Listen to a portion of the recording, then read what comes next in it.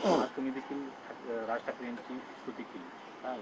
नाही नाही, त्याने एक भूमिका मांडली. बघा, राजकारणामध्ये जर कोणी एक भूमिका चांगल्या पद्धतीने मांडत असेल, मग ते आमचे राजकीय विरोधक जरी असले तरी त्या भूमिकेकडे आपण सकारात्मक दृष्टीने पाहिलं पाहिजे.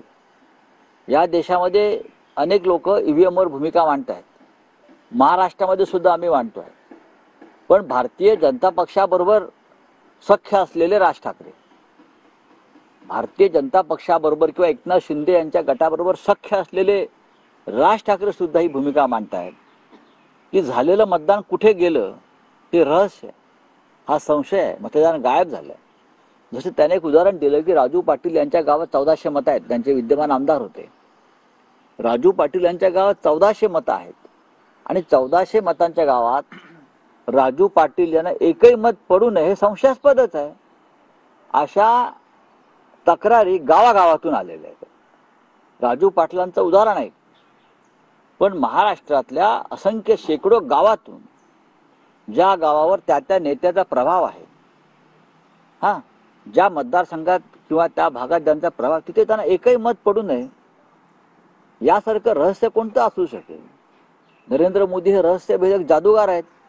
त्यांनी जादू कशी झाली अमित शहाने सांगायला पाहिजे. जादू कशी झाली फडणवीसांनी सांगायला पाहिजे. 1400 गाव आहे. 1400चं गाव राजू पाटलांचा आमदारांचं आहे आणि तिकडे त्यांना भरघोस मतदान आतापर्यंत झालेलं असताना त्यांना एकही मत मिळू नये हा जर प्रश्न राज ठाकरे यांनी उपस्थित केलेला आहे, तर त्या प्रश्नाचं उत्तर कोणी द्यायचं? ते उत्तर देवेंद्र फडणवीसांनी दिलं पाहिजे, निवडणूक आयोगाने दिलं पाहिजे. नाही, पण राऊत साहेब त्यांनी त्यांच्या भाषणात हाही एक मुद्दा उपस्थित केला की सतत त्यांच्यावर आरोप केला जातो, टीका केली जाते की ते भूमिका बदलतात, त्यांच्या भूमिकांवर ठाम नाहीत. पण त्यांनी भूतकाळात ज्या ज्या पक्षांनी भूमिका बदलल्या, त्या इतर पक्ष असेल, जनता पार्टी असेल, अगदी शिवसेनेचाही त्यांनी आणीबाणीला समर्थन केलं बाळासाहेबांनी.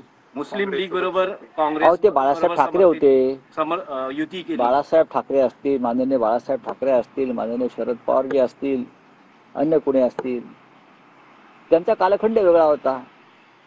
तेव्हाचे प्रसंग आणि घडामोडी वेगळ्या होत्या. आज ते आहे का? आज महाराष्ट्र संकटात आहे. आज हे राज्य खतम करण्यासाठी दिल्लीतून प्रयत्न सुरू आहेत. आज बाळासाहेब ठाकरेंची शिवसेनाच तोडायची, खतम करायची, ठाकरे ब्रँड संपवायचा पूर्णपणे.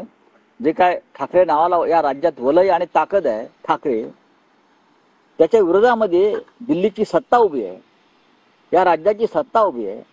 अशा वेळेला सातत्यानं भूमिका बदलून चालणार नाही. आधी महाराष्ट्र वाचवायला पाहिजे, मराठी माणसाचं अस्तित्व वाचवायला पाहिजे. ही भूमिका महाराष्ट्रावर प्रेम करणाऱ्या सगळ्याच राजकीय पक्षांनी घेणं गरजेचं आहे. मग ते भारतीय जनता पक्षातले असू द्यात, त्या शिंदे गटातले असू द्यात किंवा अजित पवार गटातले असू द्यात. महाराष्ट्राच्या पलीकडे राजकारण नाही. पण राऊत साहेब, महाराष्ट्राच्या विधानसभा निकालांबद्दल महाविकास आघाडीनं जी भूमिका मांडली तीच भूमिका आज राज ठाकरेही मांडताय. तर अशा वेळेस महाविकास आघाडीचे दरवाजे पुढच्या काळात राज ठाकरेंसाठी खुले होऊ शकतात.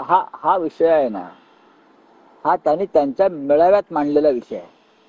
त्यांच्या पक्षाच्या कार्यकर्त्यांना मार्गदर्शन करताना त्यांनी घेतलेली ही एक सरळ